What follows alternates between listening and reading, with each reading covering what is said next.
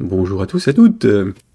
Enfin, programme du jour et de la semaine d'une manière générale, hein. Je vais traiter des to-do sur les différents dépôts, puisque j'ai comme objectif de remettre à niveau tous les programmes dans les... Alors je devais le faire en février, mais j'ai redécalé, de remettre à niveau tous les projets qui sont sur GitHub et puis en publier d'autres, dont un aujourd'hui, à rajouter, pour libérer des sources et puis pour remettre des trucs en circulation avec des vrais contrats de licence en shareware, machin truc, enfin, avec les bons liens dedans. Et après, avec les sites correspondants. Comme ça, on en est loin. Enfin, on en est loin, mais on s'en rapproche. À force de repousser plus ce projet-là, mais les autres. Donc, reprise de stream pour une semaine. Alors, officiellement du 15h-18h, hein, comme vous pouvez le constater, il est 16h30. Je suis à la bourre, mais c'est normal. Par contre, je déborderai pas trop de 18h. Enfin, j'essaierai d'arrêter vers 18h, 18h30. Enfin, en tout cas, de faire la grosse modif dont j'avais besoin aujourd'hui. Et donc on va travailler sur deux dépôts, je vais vous repartager mon écran, ce sera plus simple. Voilà. Donc le premier projet Perpix, parce que en fait, comme je l'indiquais sur le post que je vous ai mis en lien dans le chat, nous avons une question sur ici, hier, de Larry Rose sur Delphi Praxis, demandant comment faire un jeu de type memory. Donc comme j'en ai un, tant qu'à faire, autant lui partager les codes sources, sauf que je l'avais en privé pour l'instant. Donc forcément, ça veut dire le publier, ce qui est de toute façon l'objectif, hein. J'ai plein de projets que je n'ai pas encore diffusés aussi en termes de code source, que je vais publier au fur et à mesure. Donc on va récupérer ce dépôt-là, on va le mettre dans celui que j'ai créé ce matin, en faisant en sorte que les arborescences soient correctes, hein, évidemment, puisque je ne peux pas diffuser des images ou des sons qui seraient dans le projet et qui ne sont pas totalement libres de droit.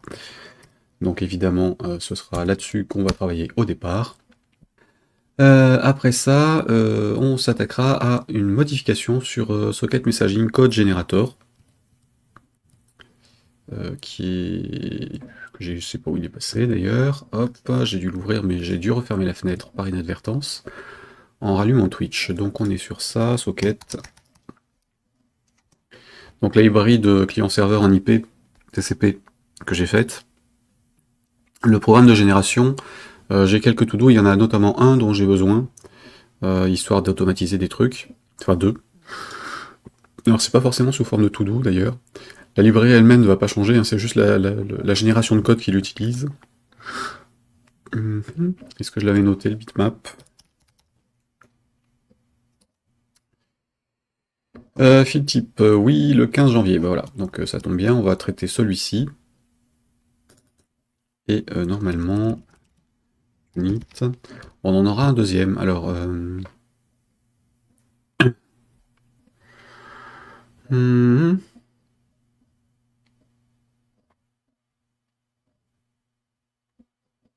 hmm. Donc on aura le bitmap et un truc lié à ça. Parce qu'en fait, si je mets un type bitmap dans les trucs que je génère, je dois l'avoir quelque part ici, normalement, le socket messaging code generator. RSSSS, non, je ne l'ai pas réinstallé sur celui-ci. Tant pis, bah, ce sera l'occasion de recompiler. Je l'ai peut-être ici, non, je l'ai plus non plus. Sur cette VM, j'ai dû le virer. Donc en fait, le programme génère une unité qui utilise la librairie qui permet de faire du client-serveur en automatique. Et si j'utilise un bitmap comme type de champ, en fait, il est différent entre VCL et FireMonkey. Donc il faut pouvoir préciser la bonne unité, sinon on est obligé de copier à la main l'unité, rajouter les uses qu'il faut, et ainsi de suite, ce qui casse un peu le côté on génère, on génère et ça s'utilise direct. Donc à voir par rapport à ça. Alors, première étape, donc je récupère Perpix version privée sur le dépôt de code, enfin sur mon arborescence ici. Je vais continuer à bosser sur la 12, 12 Athens avec le pack, avec le patch numéro 1 qui était sorti, enfin qu'ils ont mis à disposition dès que les serveurs de téléchargement étaient réactivés, suite à la panne de janvier. Sachant que si vous voulez la Community Edition, elle est disponible, hein, normalement. Alors je sais plus si j'avais mis un CE ou un Delphi CE. Non. Non plus. Oh, Delphi tout court peut-être. Oui, voilà. Donc vous avez le lien si vous voulez télécharger une version Community Edition gratuite pour usage personnel. Vous pouvez. Elle est à nouveau opérationnelle en téléchargement dessus. Alors, je disais, j'ai Perpix, je le récupère en local. Tac, ça c'était bon. Qu'est-ce qu'il y avait là-dedans? Que je fasse du ménage au passage. Un truc d'exemple qui date du 11 février, c'est pour la poubelle, sûrement. De toute façon, si je l'ai pas renommé et réutilisé, c'est qu'il est pour la poubelle, ça pareil. Peu importe, de toute façon, j'irai pas voir le contenu, donc je les dégage. Et on va pouvoir récupérer donc Perpix. La version privée, ensuite il faudra que j'aille voir dans le dépôt de enfin dans mon stockage sur le NAS, qui est en cours de sauvegarde, donc assez lent. Enfin, tout est très lent, parce que je passe par le Mac pour sauvegarder sur un disque formaté Mac, et non sur un truc open sur le PC. Parce que sur le Mac, j'ai le chiffrement, s'il n'est pas le cas depuis le NAS, que si je lance un backup, donc j'ai préféré faire un filtrage et passer par Beyond Compare. Et du coup, mon Mac est lent. Les connexions réseau sont lentes, mais a priori le débit a l'air de passer, donc vous devriez entendre correctement l'image aussi. Tout devrait se passer correctement. Alors, clone, allons-y. Est-ce que ma clé était censée être désactivée, donc je sais pas si ce sera opérationnel ou pas. On va voir. Alors, je sais plus sur quelle VM, parce que j'ai plein de VM connectés à GitHub, et ils m'ont envoyé un mail concernant l'un des certificats, l'un des tokens d'accès. Donc, si ça se trouve, il va falloir que j'en régénère un.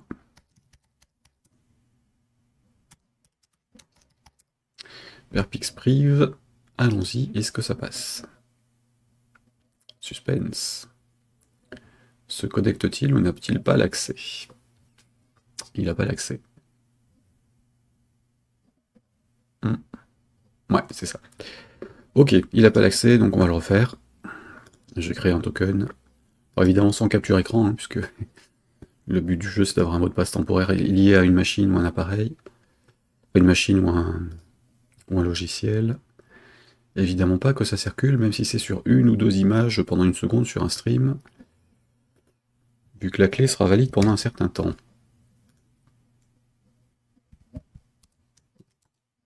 Et normalement c'est au deuxième coup. Slash perpix. Donc c'est au deuxième coup que Git for Windows récupère les infos. Je vais juste m'ouvrir une fenêtre vers les options de développeur. Qui sont où? Settings ici. Alors je sais bien que vous êtes en copie. Hein. Dans Developer Settings, dans Personal Access Tokens, FineGain. Oui, effectivement, j'ai... Ah, les deux. Oh, top. Toutes mes VM sont KO. C'est bien. Alors je délète celui-là.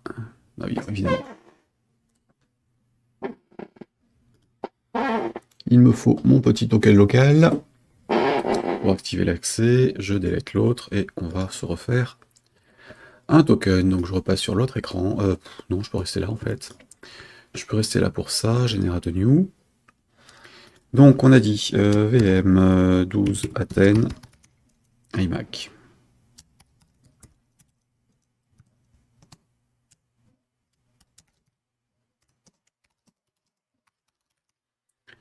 Voilà, et donc is valid name, ça tombe bien, on va dire 82 jours, j'ai pas envie de m'emmerder. Sur celui-ci, je suis bien sur moi-même. Hein. Là, c'est tous les dépôts. Alors ça, c'est les droits de base hein, pour pouvoir travailler sur GitHub. Repository permission, il me fallait le commit contains en read et write. Voilà, normalement c'est bon. Évidemment, je vais faire la génération sur l'autre écran parce que sinon vous allez le voir. Generate. C'est bon, je copie la chose, je reviens sur Windows et on retente la récupération. Il devrait me demander mon token ou ma clé USB.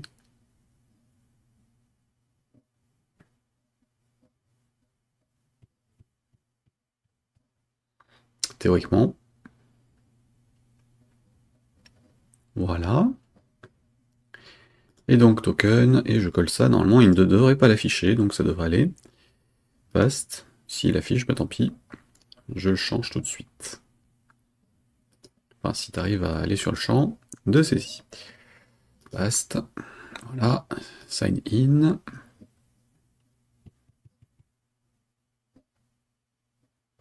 A priori, c'est bon, donc je peux sortir de GitHub.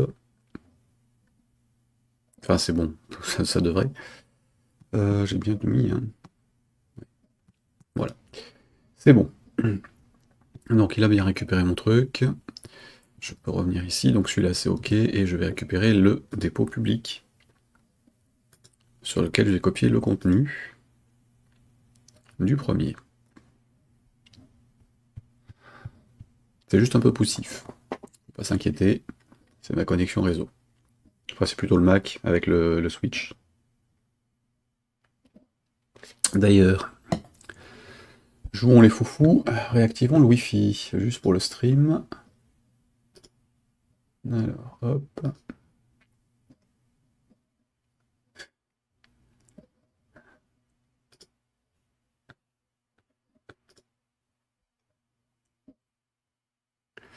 C'est marrant, c'est la période des bots apparemment. C'est l'horaire où les bots se déclenchent.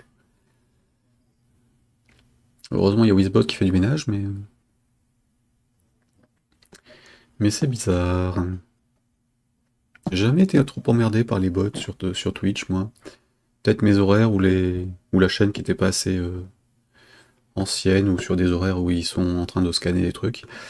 Donc on est sur la branche main, hein. Quoique l'ancien, je m'en fous, je vais pas le changer.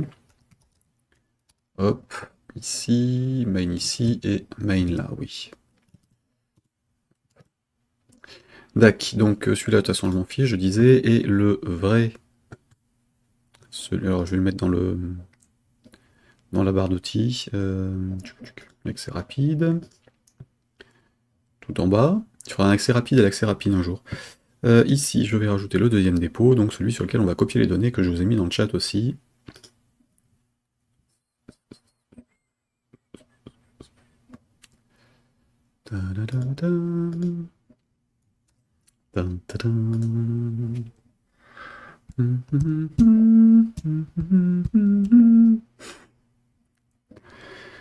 Aïe aïe. Bon, allez hop. Je sais pas pourquoi j'ai une Indiana Jones en tête. Mon aventure au Carrefour Market, ou Carrefour City de la gare peut-être. Mais pareil, ça faisait quelques jours que j'avais pas fait de vélo. C'est bizarre de reprendre un vélo. Je savais plus dans quel sens il fallait activer les vitesses sur un truc où on voit plus les vitesses en fait. Les vélos sur Orléans, les vélos en libre service, le, le machin pour faire les vitesses, normalement on voit l'indicateur, mais la plupart ont le plastique transparent cassé, donc on voit pas à travers. Et là, je savais pas trop dans quel sens j'allais, mais ça changeait pas grand chose de toute façon, donc je pense que le vélo que j'avais était un peu KO. Donc nous avons, hop, F5, un perpix tout court. Je veux un perpix ici, tout court, je disais, dans l'accès rapide. J'ai activé le Wi-Fi, j'ai activé le Wi-Fi. Donc avec un peu de bol, ça va peut-être un peu accélérer les choses, et toi, je te veux pas là-dedans. Mais je pense que tu ne voudras pas le retirer, comme d'habitude. Windows Soul, un max, mais ça ne changera pas. Je le dirai systématiquement à chaque stream, à chaque formation, à chaque fois que j'allume un ordinateur sous Windows. Ou que je dois en parler. Donc, passons. J'ai donc un dépôt machin truc, ça c'est bon, je vais passer avec les deux écrans l'un à côté de l'autre. Et on va commencer par copier les trucs de l'un à l'autre, pour les retrier. Du coup, ça, je prends mes tout doux, que je vais pas rebaptiser aujourd'hui, hein, on s'en fout un peu. Tu changes log, quoique. Si, je vais les rebaptiser parce que sinon ils n'auront pas trié correctement. Donc, CTRL X, CTRL V. Voilà. Donc on met juste le truc ici, j'ai besoin du dépôt. J'ai laissé en texte, je pense. Ouais, parce qu'il faudrait mettre des étoiles partout, enfin ça. J'ai pas envie de les convertir en McDonald's. Par contre, j'ai changé juste la date. Donc je vais mettre ça et développeur Pascal à la fin pour rester à peu près dans le thème. Hop là.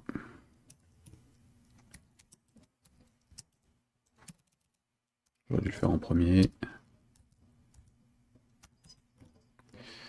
Donc, hop, non, pas ça.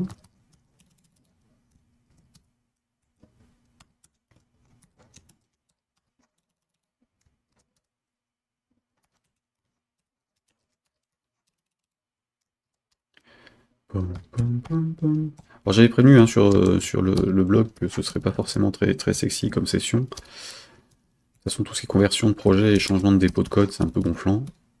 Pour vous comme pour moi. Hein. Donc n'hésitez pas à papoter si vous avez envie de discuter.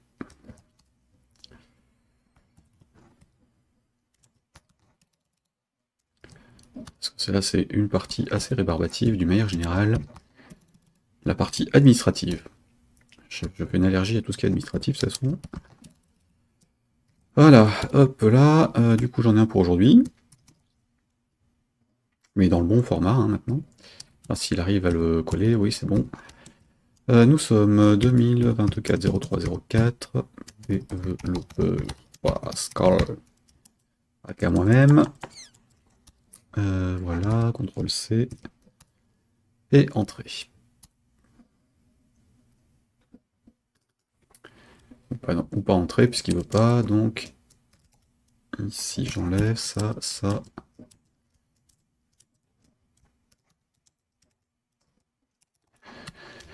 Le truc principal, hein, ouverture des codes sources de Perpix depuis un dépôt privé.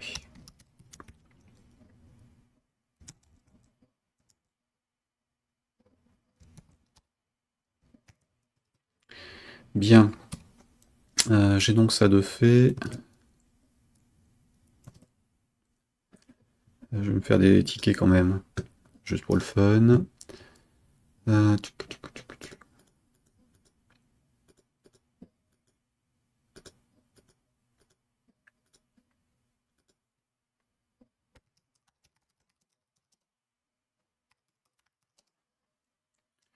Hop, ancien. Plutôt...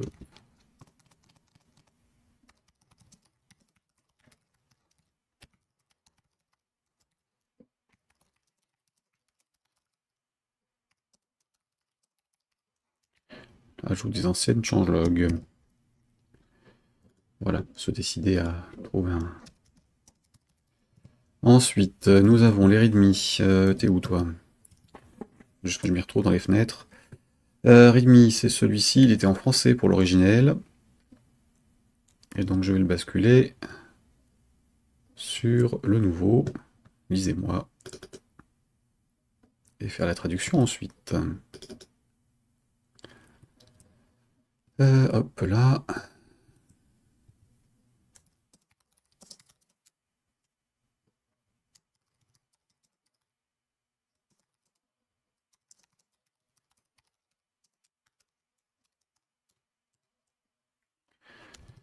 Donc, nous sommes sur un mode de jeu challenge machin. Ça, c'était les informations génériques, téléchargement avec les liens de téléchargement. Donc, bah, il n'y avait pas de description du projet. Hein.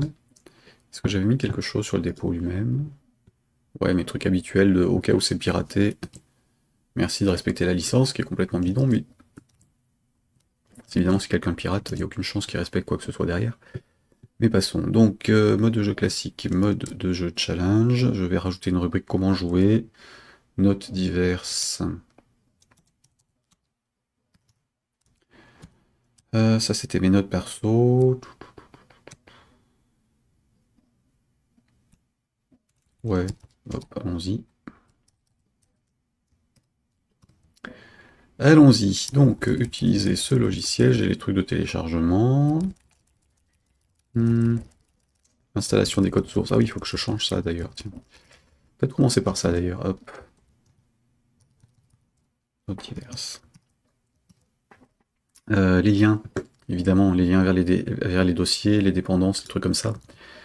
Ça c'est utile. Oh, ça rame un... Je suis plus habitué à ce que ça rame en fait. C'est dingue. Les dépendances. Donc le dossier, c'est Perpix. Comme c'est. J'étais sur PC pendant quelques jours et c'est vrai que en plus les raccourcis clavier donc changent. CTRL H. Hop là, ça oui. Remplacer tout dans tous les fichiers. Est-ce que j'en ai bien 6? Oui, c'est bon. Les dépendances, est-ce que j'en avais dans le projet? Je sais même plus. ce qui est normal. Je suis dans le nouveau, l'ancien.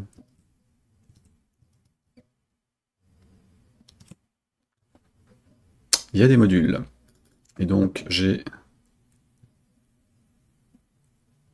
Ah bah oui, j'avais des HTML